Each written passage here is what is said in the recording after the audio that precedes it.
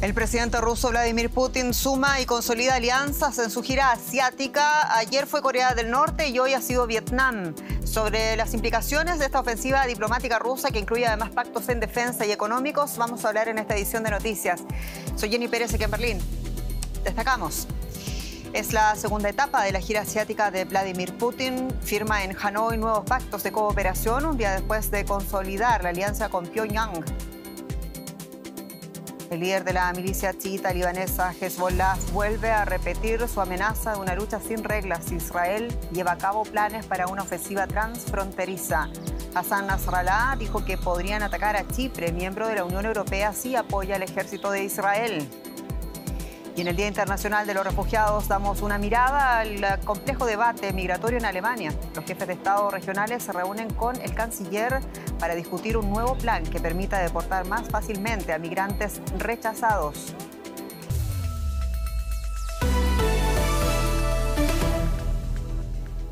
El presidente ruso Vladimir Putin se comprometió el jueves a fortalecer las relaciones bilaterales con Vietnam en la segunda etapa de una gira asiática tras su visita a Pyongyang, Corea del Norte.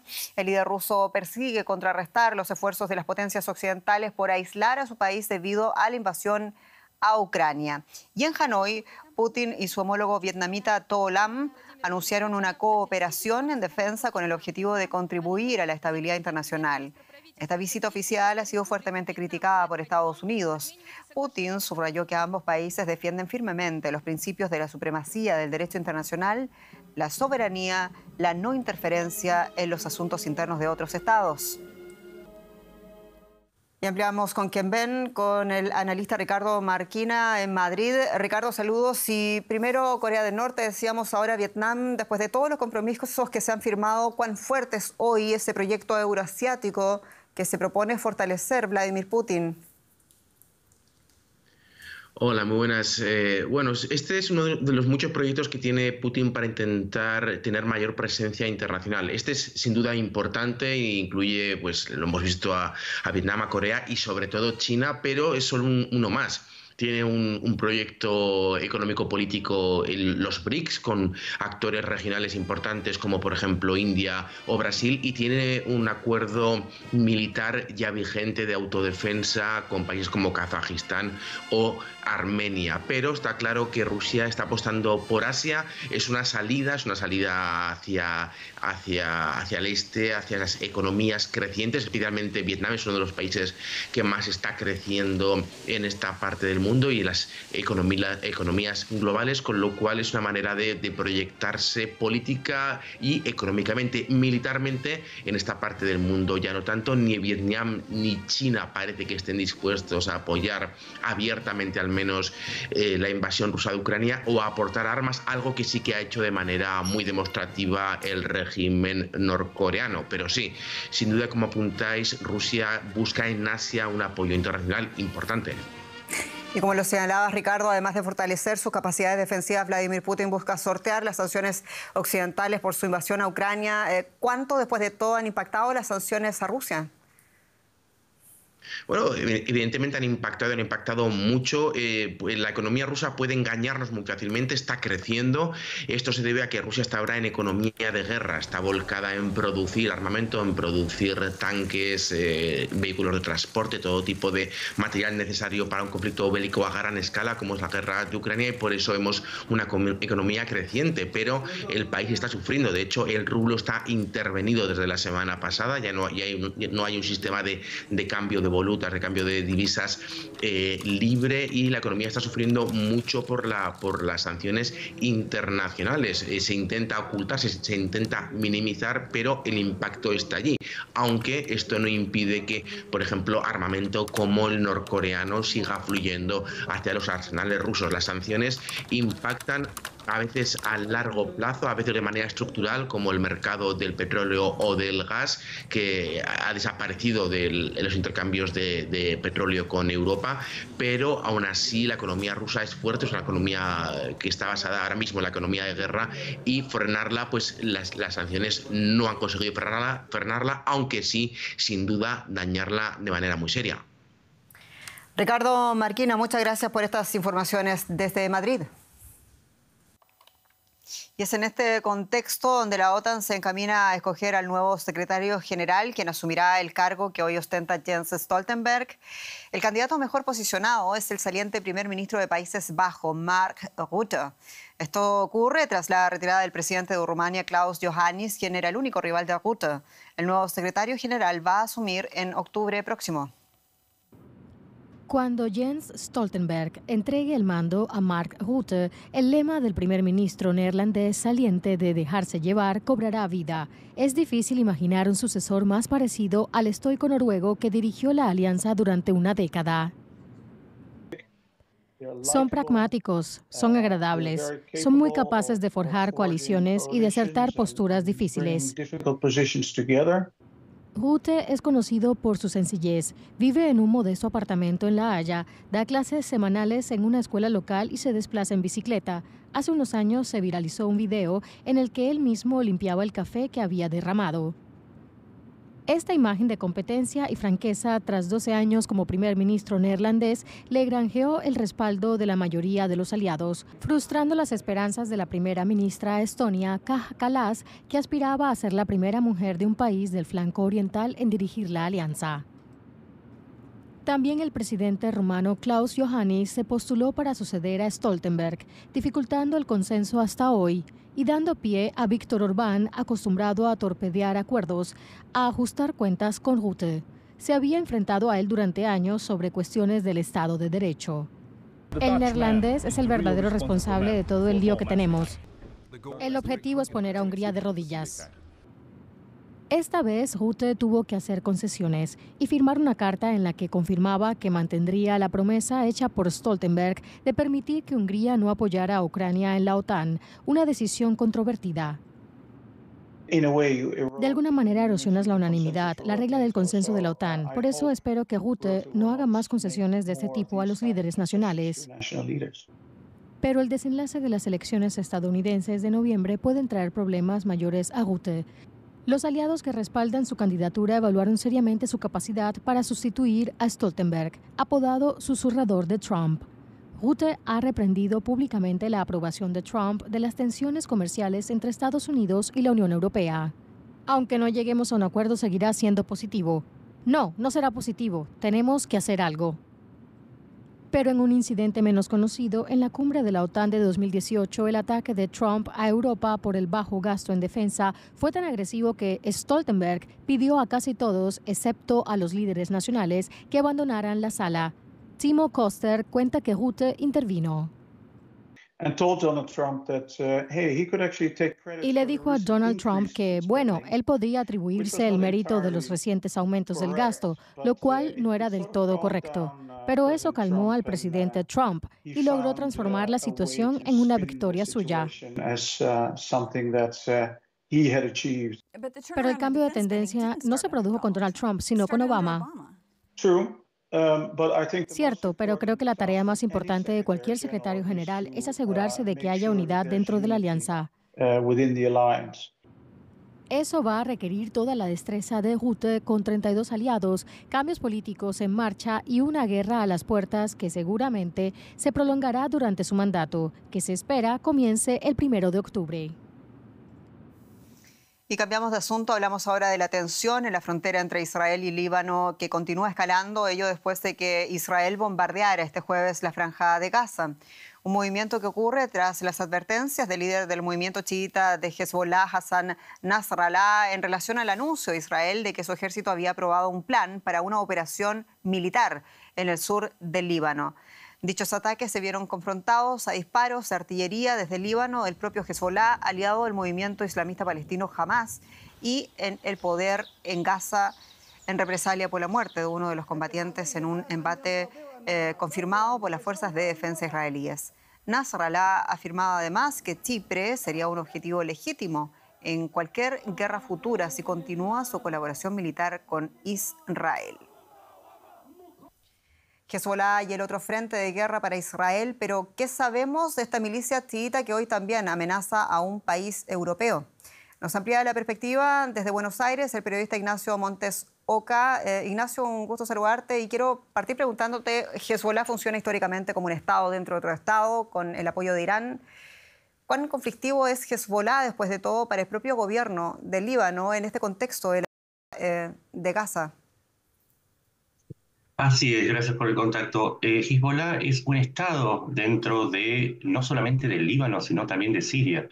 Hezbollah no es un actor más dentro de este conflicto, sino que es el gran actor al punto tal que hoy controla la política del Líbano. Hay un hecho, hay cifras y hechos que lo indican. Por ejemplo, sabemos que antes el Líbano era un país cristiano, hoy es un país con mayoría musulmana. Los cristianos han quedado relegados a un 40% de la población y los musulmanes son el 54%. Esto que implica que estas fuerzas musulmanas están fuertemente influidas por el poderío de Hezbollah a tal punto que sus acciones están arrastrando al Líbano a una guerra contra Israel. Pero hay otros datos que son igualmente importantes y es que Hezbollah también controla, o si se quiere, se condiciona al Líbano porque frente a los 60.000 soldados libaneses, una fuerza que queda pequeña frente a los 100.000 milicianos de Hezbollah. Es decir, Hezbollah controla las zonas más vitales, el valle de Bekaa en el Líbano, tiene una extensión en Siria, pero además es apoyado, también esto es importante, no solamente por Irán, sino por Siria, otro aliado de Irán,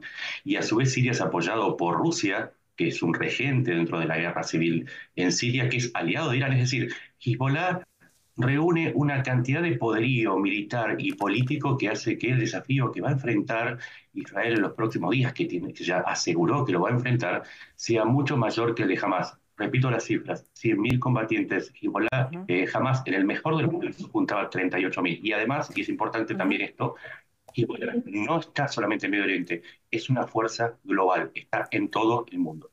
Ignacio, en honor al tiempo, breve, por favor, la próxima respuesta. Estamos haciendo esta conexión, tú estás en Buenos Aires ahora mismo, y hace algunos días o semanas probablemente también, la ministra de Seguridad de Argentina, Patricia Bullrich, había asegurado tener información de actividades de Hezbollah en la región. Hubo ahí también una interna con Chile. Y aquí la pregunta, ¿considera el gobierno argentino que podría haber una amenaza concreta para el país? Y lo pregunto teniendo la perspectiva de dos cosas. Primero, el alineamiento del gobierno del presidente Javier Milei con Israel en esta guerra en Gaza, y también ese doble atentado ocurrió en los 90 en suelo argentino. Es decir, sí, en el 92 un ataque a la Embajada de Israel y un ataque a la entidad comunitaria AMI, a la entidad comunitaria judía. Sí, el alineamiento de Buenos Aires o de Javier Milei obedece a que Argentina es un objetivo por tener la sexta comunidad más grande de judíos en el extranjero, pero además porque hay presencia de Hezbollah en la triple frontera con Brasil y Paraguay, porque se detectó presencia de Hezbollah no solamente en Brasil, sino también en Chile y en Bolivia. Estamos en riesgo si en el caso de que Hezbollah decida ampliar sus operaciones al resto del mundo. Muy interesante, muchas gracias, Ignacio Montes de Oca, desde Buenos Aires. Gracias. Y cambio de asunto, hablamos de Alemania, donde este jueves se celebró una cumbre migratoria entre los primeros ministros regionales y el gobierno federal. El encuentro llegaba en un momento en el que el ejecutivo del canciller Olaf Scholz estudia nuevas medidas para facilitar la deportación de los migrantes cuya solicitud de asilo haya sido rechazada. La cuestión migratoria ha venido más bien ganando terreno en el debate político por el partido ultraderecha Alternativa para Alemania, capitalizando el descontento de la parte de la ciudadanía, específicamente en las regiones del este de Alemania. Y la migración irregular a Europa está aumentando y la Unión Europea está intentando combatirla, cortejando a algunos de los países de origen o de paso de los migrantes. Una ruta que se ha vuelto popular es la conocida como la Ruta de África Occidental, y Mauritania es uno de los centros de tránsito importantísimos en este asunto. El gobierno del país de Mauritania ha firmado un acuerdo con la Unión Europea por un valor de 210 millones de euros para gestionar este flujo de personas. Y hoy les traemos este reportaje especial desde Nouadhibou, ciudad de paso, para las miles de personas que se embarcan en este duro camino. Varios de sus protagonistas han optado por aparecer con el rostro cubierto. Lala creció en Senegal y en Mauritania, donde siempre soñó con una vida mejor. Con 30 años consiguió ahorrar lo suficiente para pagar un viaje en balsa que la llevaría desde la capital, Nuakchot, a las Islas Canarias, en España, y a un futuro mejor en la Unión Europea. Pero lo que vivió fue un calvario.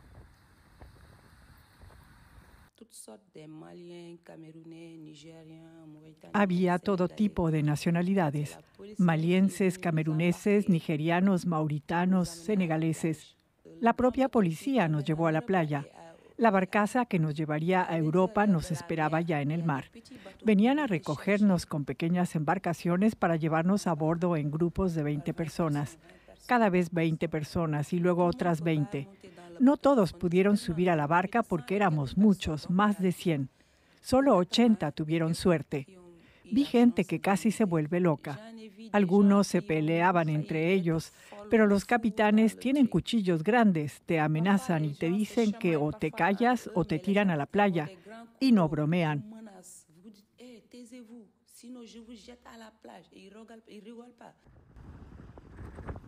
Pero Lala no tuvo suerte. Después de 4 días en alta mar, a la deriva y sin combustible, acabaron en una playa en el norte de Mauritania.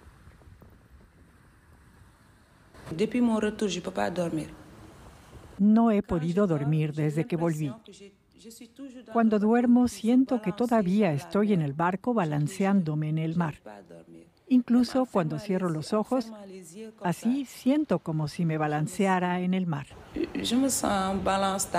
El cruce que intentó es una de las rutas migratorias más peligrosas del mundo. Ali lo sabe muy bien. Este pescador ha visto a optimistas y a desesperados despedirse en medio de la noche. 50 inmigrantes, dice, hacinados en un barco pesquero diseñado para una tripulación de 6 personas. Y el mar no tiene piedad.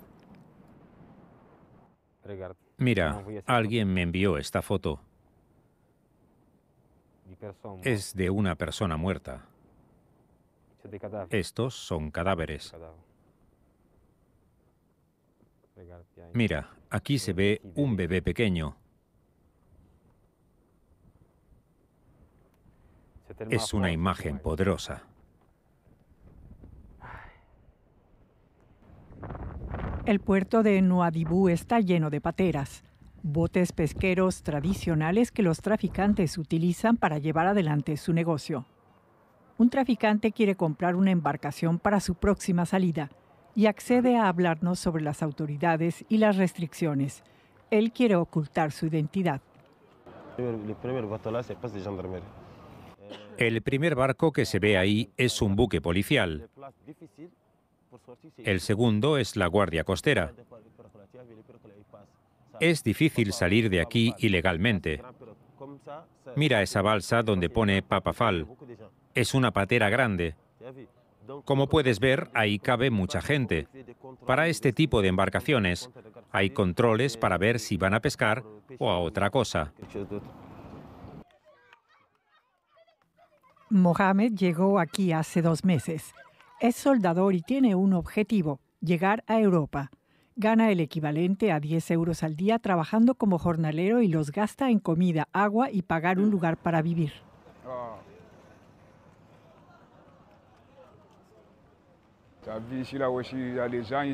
Ya has visto a la gente aquí.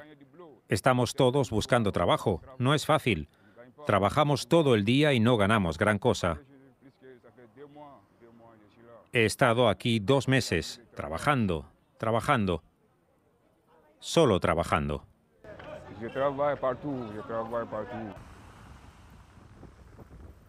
También Lala, pese a todo lo que ha sufrido y a las enormes cantidades de dinero que ha gastado, sigue decidida. Nos cuenta que por muy horribles que sean sus recuerdos de su periplo en alta mar, volvería a hacerlo para llegar a Europa, donde espera poder ganarse la vida.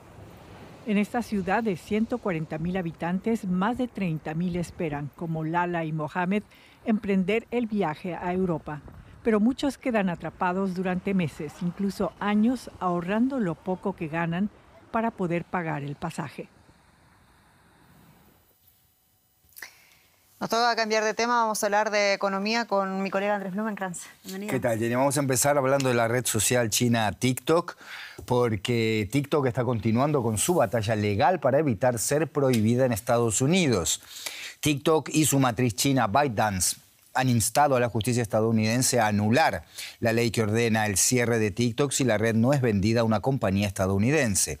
La legislación firmada en abril por el presidente Joe Biden da plazo a ByteDance hasta el próximo 19 de enero para desinvertir en los activos estadounidenses de TikTok o enfrentarse a la prohibición de la aplicación utilizada por 170 millones de estadounidenses.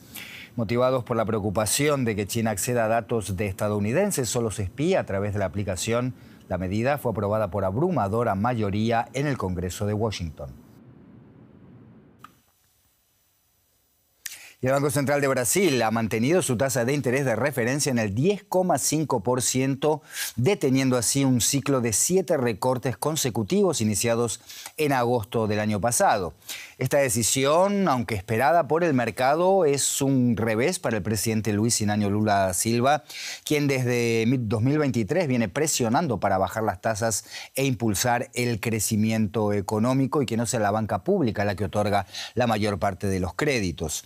El jefe del Banco Central, Roberto Campos, fue duramente criticado por el presidente Lula, que lo acusó de obstaculizar el progreso del país. Por su parte, en desacuerdo con la decisión, Lula afirmó que la inflación está controlada y anunció que a fin de año nombrará a un nuevo líder para el Banco Central con el objetivo de reducir más rápidamente el precio del dinero. Hace un mes se esperaba que las tasas bajen al 10% para finales de año. Sin embargo, estas expectativas se han enfriado por preocupaciones fiscales y dudas sobre el compromiso del Banco Central en la lucha contra la inflación. Vamos a hablar más en profundidad de este asunto con Marcelo Silva de Sousa, nuestro colega que nos está escuchando en Brasilia. Marcelo, el Banco Central ha decidido interrumpir los recortes de tasas y deja a Brasil con una de las mayores tasas de interés real, casi el 7% si descontamos la inflación. ¿Qué han alegado las autoridades para este freno y también por qué acompañaron la decisión los 4 directores del banco que responden a Lula?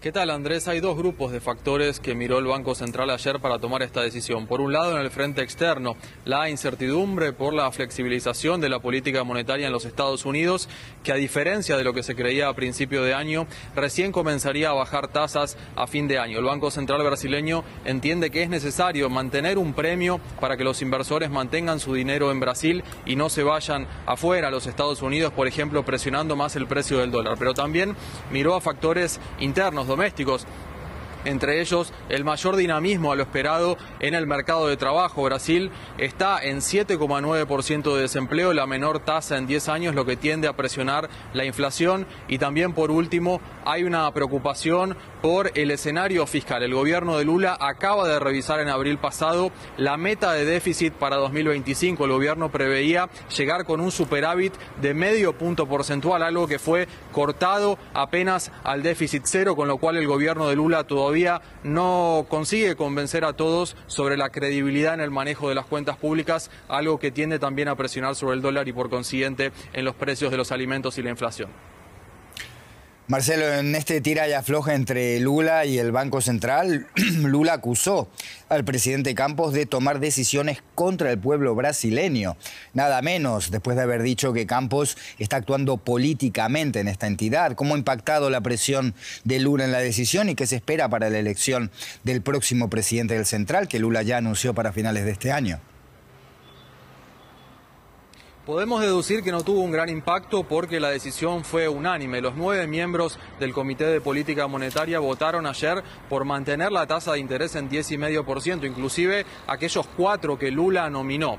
Esto había generado algún tipo de preocupación porque en la votación anterior en mayo los nominados por Lula habían empujado por un corte mayor de la tasa de interés en una votación vencida. Lula da Silva, quien va a nominar al próximo presidente del Banco Central a partir de 2025, dijo que pretende que el próximo presidente del Banco Central no solo se preocupe con la inflación, sino con la creación de empleo. Tiende a haber todavía muchísima atención por quién será ese nombre y cómo va a impactar en el control de la inflación a partir de 2025. Marcelo Silva de Sousa en Brasilia, gracias. Volvemos a hablar en cualquier momento. Gracias a ustedes. Tiene más información para nosotros, Jenny Pérez. Están pasando muchas cosas, Andrés, también en Venezuela, donde 8 de los candidatos a las presidenciales del 28 de julio suscribieron un acuerdo que los obliga a reconocer el resultado de los comicios. El documento contempla además el reconocimiento expreso del trabajo del Consejo Nacional Electoral Venezolano, órgano oficialista, y este es el asunto. Hay 2 únicos candidatos que decidieron no firmar este pacto y se trata de Enrique Márquez y de Edmundo González Urrutia. Este último aseguró que el reconocimiento de los resultados ya estaba contemplado en el acuerdo de Barbados suscrito en octubre pasado entre la mayor coalición opositora y el chavismo. La presidenta electa de México, Claudia Sheinbaum, apostó por el continuismo y la paridad de género en el primer anuncio de 6 cargos de su gabinete presidencial, 3 hombres, 3 mujeres y con perfiles ya conocidos por el anterior gobierno. El nuevo canciller se trata de Juan Ramón de la Fuente, quien previamente se desempeñó como representante de México ante la ONU. Marcelo Ebrard, quien ya fue canciller con el presidente saliente, será el nuevo titular de Economía. Ambos tendrán como principal reto gestionar las relaciones bilaterales con los Estados Unidos, marcadas por los flujos migratorios de personas indocumentadas. La tormenta tropical Alberto ha causado 4 muertos a su paso por México, según las autoridades. Las víctimas fueron 3 menores y un adulto. La tormenta provocó intensas precipitaciones en el noreste del país y este jueves, a medida que se ha ido adelantado en el México, se ha debilitado hasta convertirse en una depresión tropical. Las precipitaciones asociadas con la depresión tropical Alberto comenzaron a disminuir ya en todo el sur de Texas. Sin embargo, las fuertes lluvias seguirán afectando el noreste de México y es probable que se produzcan inundaciones y deslizamientos de tierra. El actor canadiense Donald Sutherland falleció a los 88 años de edad. Ha sido su hijo quien hizo el anuncio a través de las redes sociales. Kiefer Sutherland describió a su padre como uno de los actores más importantes en la historia del cine. La extensa carrera de Donald Sutherland abarcó desde la película Match a cintas de éxito más recientes como Los Juegos del Hambre. El actor nunca llegó a retirarse y siguió trabajando de forma habitual hasta el día de su muerte. Y solo tiempo para despedirnos y agradecerles su sintonía. Como siempre, soy Jenny Pérez. Esto es Deutsche Welle. Noticias en español desde Berlín. Hasta pronto.